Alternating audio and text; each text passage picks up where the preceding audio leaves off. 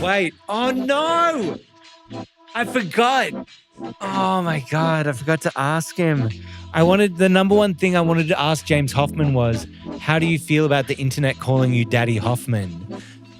And I forgot to ask it. If you are wondering who we just interviewed.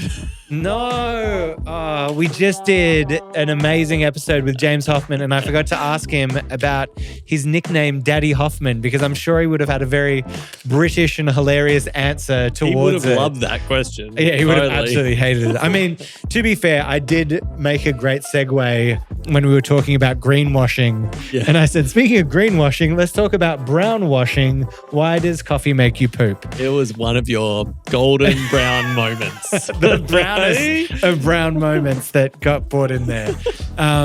Well, if you're listening right now and you haven't listened, go and listen to that Hoffman episode because it's amazing. But just know that I didn't ask him how he felt about his nickname, Daddy Hoffman. Thank goodness, because this was episode 101. We broke the century. And this is Coffee Break 101. Yeah, nice. And I want to take a little moment just to stop and reflect on all of it.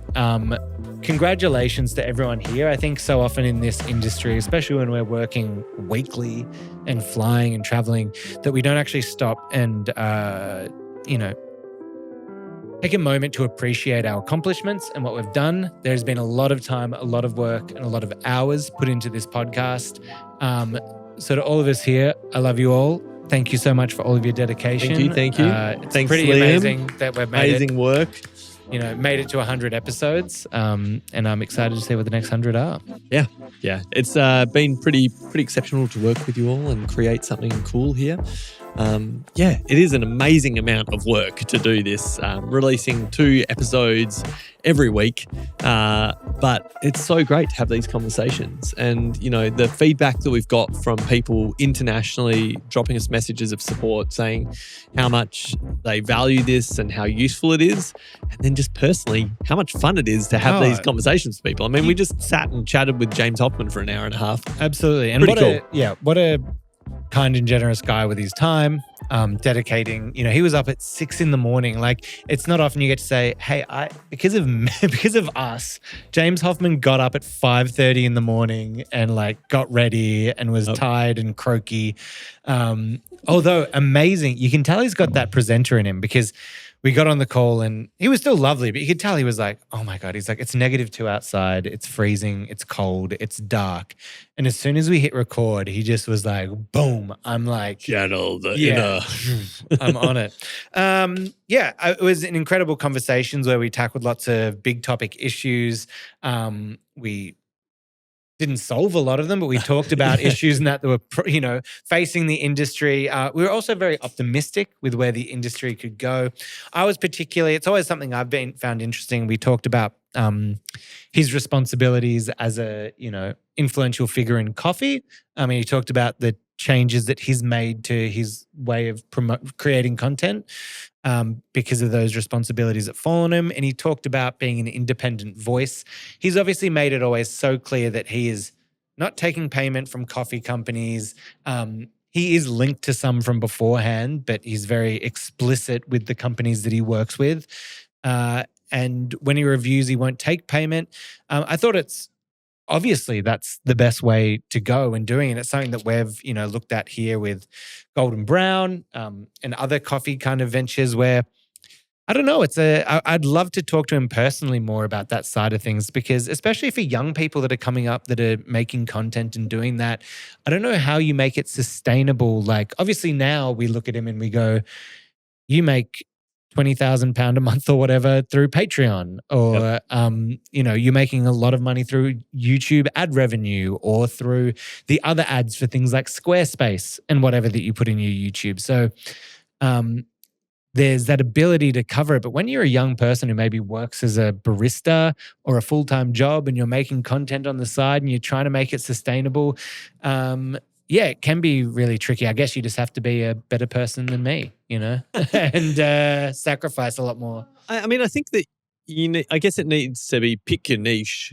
Are you investing in expensive equipment that you need to get hold of? Or maybe are you reviewing coffee, or are you reviewing cafes where you can go in and give that opinion? And we do some product, we look at them. I mean, we have some certain guidelines and rules that we work by as our company to who we will or what we'll work with and why.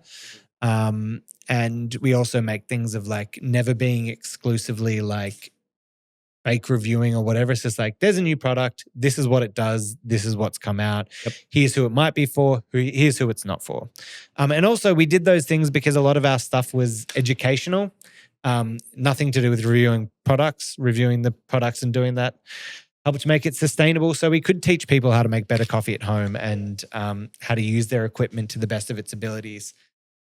It is great having that kind of independent voice out there, because you have a sense of safety that, okay, I can go there and listen to this stuff and all I'm getting is the information. Yes, There's no strings attached. Correct. It'd be good to see more people out there who are able to do that. But whether you can make that a financially viable I'd be interested career just role. To understand the numbers behind it, or being I did have to make huge sacrifices, but James had his roasting company and other things, going on at that time in his life. So it's just an interesting question to kind of unpack. I mean, he's obviously on the high end of that level where he's I don't think it's even good enough when people are this company sent me out this product for 1 week to test and I'm not getting paid and I'm doing it. He's still not good enough. There's still a transaction of goods, which is true. Yep. But he also had the side that the internet can kind of is aware of this stuff and can kind of make their own decisions. And probably it's why he's done so well, is because of that transparency. Yeah, for sure. No, it was good. We touched on a lot of things. I mean, it was one of the challenges, honestly, as we were talking about having James on the show. What do we want to talk to him about? Because there's so many areas we could have kind of picked. So I did feel like the episode definitely bounced around a little bit. We're what about coffee careers? What about the industry? What about the big trends and the perspectives? So we probably covered a lot of different area, but it seemed to flow together, I hope. No, I think it was great. And I mean, if you're listening to this, obviously when you get Hoff Daddy on, unless you're going to have him regularly on, I struggled just to be let's pick one topic and just go. He's such a wealth of knowledge across the board that we had to do that. He was also lovely enough to stick on the line with us, and he answered some of your questions. You, the listeners, wrote into us, and he was lovely enough to answer them. And we can cut now and just hear his great responses to some of the listener questions. Check out what James said. These are fan questions with James Hoffman. Do you have the names of who asked them? Yeah, I've got the usernames on the side of that. This one comes in from Tom Nutt asking, have you ever got bored of being in coffee for so long, and what keeps you motivated? Yes, Tom. I did get bored in coffee. I burnt myself out pretty badly, maybe a decade ago, and I looked at leaving the industry and I looked at a different role and a different business. And then I think that didn't work out for a bunch of reasons. And then I sort of found my passion for communication again and doing this. And it wasn't long before I started doing YouTube more seriously again. And then that really sort of dragged me back in. Beautiful. We had a question from Highlighter that was, what was the coffee that got you to fall in love with coffee? And was there ever a coffee that made you almost quit?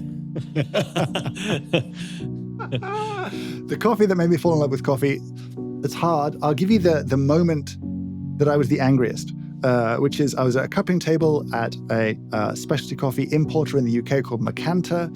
This was many years ago. This was 2004. And there was a coffee from the Gethumbwini estate in Kenya on the table. And it was my first time drinking a coffee that was it was like Ribena. It was like blackcurrants. It was just so delicious. And I was like, do people know about this? Do you know what I mean? Does anyone have any idea that this is coffee? This was the bit where I was like, are we keeping it a secret on purpose? Are we intentionally hiding this away? Because no one knows that this is a thing. This is wildly delicious. And that was a big moment of we should tell people about this. The angriest, I don't know if I've been angry. I mean, I've made myself nearly ill. I remember quite distinctly we had some coffee that someone found that had been bought in Harrods in Buenos Aires in like the 1920s as raw coffee. And we roasted it and I drank it. Oh, no. And for some reason, despite having worked in coffee for a long time, I forgot that I could spit it out and I drank the coffee. And I felt like really quite ill. And then I was like, wait, have I just poisoned myself? Have I we ended up sending some of the raw coffee off for testing to be like, what's the mold level of this? Is there lead in this? Am I going to die? But no, I thought I was going to throw up on camera at that point. So that's the worst. Oh, from a 16-year-old barista. So number 4 here, this is from Luis Balsa. Looking long-term, what should a young barista focus on to still be relevant and valuable in 10 years' time? If you want to stay in hospitality, then go deep on hospitality, go deep on service, read the books, go and experience this stuff, pay attention to it, understand who's good at it, who can mentor you on this stuff. It will be the constant in all the sort of change going forwards, like developing strong empathy and service understanding. If you want to stay as a frontline person for a long time, that's it. That's whatever change happens with brewing and coffee and everything else, that is massively valuable. And if you can understand it well enough to teach it, that allows you to develop into a leadership role. And again, that's that for me. And then outside of that, anything that you're just passionate and interested in, as we talked about before, like anything, if there's another aspect of the world that you're interested in, go deep on it. And it may have really interesting cross applications in coffee later on that make you very valuable too. Right. This is also from Luis Balsa, which may be a similar kind of answer here. If you are moving towards a head barista role again, what skills are most worthwhile and which advanced skills are kind of overrated right now? Learn to taste. That's going to be it. Like develop your palate is super useful. Like that's just part of feedback, which is helpful behind a bar. If you're working with other people, you're developing other people. And again, outside of hospitality, the beginnings of financial literacy are not a bad thing. Also, again, if you're going to have a role in pricing, if you're going to have a role in purchasing, you need to understand the impact of those decisions. And so those would be other things I would consider. And then we had our friend Klaus from Coffee Collective. He says, can you please play us some King 7? Do you have... No. I don't keep it around. He just brings out a ukulele. What is King 7 for those that might not know that are listening? I used to make music on the internet. I used to make music, and it was on the internet. And I released an EP back in 2003 under the name King 7, which is why my initial blog was called Jim 7. I don't really know. That's whatever. Bizarrely, someone did find it and used it in a barista competition routine that I was judging. And I was like, I'd love to really mark you down for this because I'm not having a great time. Like this is not it. Like I'm not. No, it's not bad though. It's good. I've listened to it. It's good. It's fine. It's good. It's a product of its time. It was to that trip hop was a thing. Anyway, I was very well into it. And the last question is very important, and I'd also like to know the answer to. There was about 8 people who wrote this in. Could you tell us what hair product you're using and how do you get that glorious mane so beautiful? I will tell you this only because it's kind of hilarious to me. I put in all of my videos, this is such a commonly asked question. In all of my videos, if you scroll down, you'll find a link to Amazon to the product that I use. It's called Hard Muck. Which I don't like as a name. But it is amongst people who have difficult to manage hair, agreed that this stuff is concrete. And so my hair, my hair just wants to give me the bowl cut. It just wants to do the thing. And so you need some of this sort of slightly putty-like concrete to get in there. The thing that I find the funniest about that link is that I can see how many people have clicked it. And that just, that tickles me. Can you tell us the numbers, or are you holding that private? No, 125,000 people. Oh my God. And so, I decided talk about blowing up businesses and needing new factories. I don't think people are buying it. I think they're like, okay, there you go. It's like $6.99 on Amazon. It's not like a fancy product. Anyway, it's the one. Hard Muck. Them pretty good answers there. Yeah. Some good advice. I'm going to buy some of that muck, that hair the product. gel. I need to Me get too. that Hoffman Wait. muck. I'll buff your maybe, dome. Maybe he does like a head wax kind of version. Oh, yeah, I'll wax you. Yeah, well, Wait, okay. what? Well, that wasn't where I was going with that, but yeah, exactly. The buffer. That was great. We had quite a few people drop us messages and questions, and he was kind enough to answer those. I think there are a few others that came in. Trish Rothgeb from Wrecking Ball Coffee dropped a message about I think the James Hoffman tax at a cafe has been removed, which was very nice of her. I think there might be a little bit of history to that one. We don't know. But yeah, some good responses from James. And we even had Klaus from Coffee Collective write in and ask about James's past life as a musician with his band King 7. For those that were curious that listened but hadn't heard it, let's splice in a little bit of that now. Rip off. Oh yeah, James.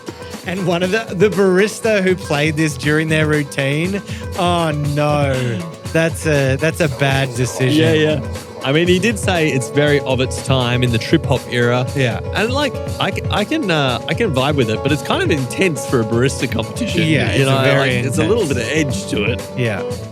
Oh, a little bit of guitar in there. That's okay. There you go. The finger picking there. Oh. There you go. All right. That's enough. sorry, Hoff Thanks, Daddy. James. We'll bring that one to a close there. We've also got a couple of little bits of news to take us away to. Just a few tidbits that came across the desk for us to talk about. So first up is a little bit of an announcement coming out from the team at Alliance from Coffee Excellence. This is ACE, who are the parent company for Cup of Excellence, right? And they've announced that this year, 2026, they're going to be coming to 11 countries. They're going to be running their iconic kind of COE auctions that are going to be rolling around the world. So there's going to be Nicaragua, Mexico, Honduras, Costa Rica, Guatemala, El Salvador. Really strong representation from Central America there. Down to Thailand. Oh, cool. Peru, Brazil, and Indonesia. Oh, so how many is it normally? I think it's varied over the years for different reasons. But yeah, there's some notable absences there from from Colombia. Have been in there in the past. And I think that Ethiopia has been, Ecuador. Yeah. So sometimes it's just like the local countries don't have the organizational structure, or it's like, COE really tries to manage the transparency of the process really tightly. So if you're going to have an auction, it's definitely that coffee and that money flows through to the producer. Yeah. So they actually run like a third-party warehouse. So you have to submit your coffee and it gets held in the warehouse, the actual lot of coffee. You kind of give it all up. It gets sampled for the cupping. If it makes it through, it gets auctioned off and the coffee is like there and the money gets back to the farmer, so that it's not just here's a sample of it and I'll figure out the rest of the coffee later. Yep. So, but that's exciting. There'll be those auctions coming in. But they've also, I was just going to comment on that. I've always liked, I know there's lots of different elements to it, but when I was a young barista, I always loved the Cup of Excellence. And I feel like I haven't seen it as much, or it's kind of fluctuated in like where it is. But I always thought it was such a great tool for helping people take that step into specialty coffee or trying something a little bit nicer, because it kind of takes a little bit of that burden, like when you're explaining it as a barista to a customer or whatever. It's like Cup of Excellence, they rank these lots. And so you kind of know like, this is going to be the best of Mexico. Yes. This is representative of what you're having there. And when you get it, you kind of felt like, oh, cool. I know I'm in for something nice here. Let's give it a go. I always thought it was like a really nice tool to help people bridge that gap into specialty coffee. And, you can get some really affordable Cup of Excellence's coffees. It's not like these crazy Panama geishas where it's, $180, or as we're about to see in Dubai, it's not, $1,000 a cup. Yeah. And as a roaster or a buyer, it's also a really valuable tool for kind of the discovery of great producers and maybe new contacts. So even if you're not buying from the auction lot, you can see all the transparent listing of who's participated, and you're like, well, that person did a great job and I like the sample. Contact them about the container you want to buy. Yeah, that's great. Yeah. But cool. Other little side note on that is that Cup of Excellence also signed a memorandum of understanding, an MOU, with the International Women's Coffee Alliance, which is a global nonprofit, and they're really helping to encourage more women to enter the COE auctions and the competitions.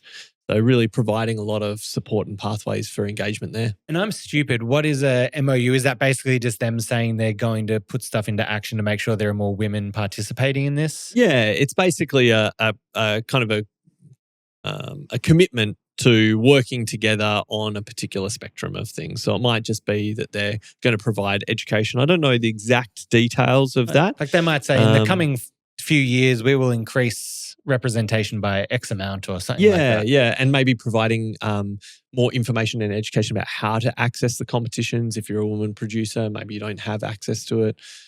So yeah, it'll be good to see kind of what that turns out in terms of representation.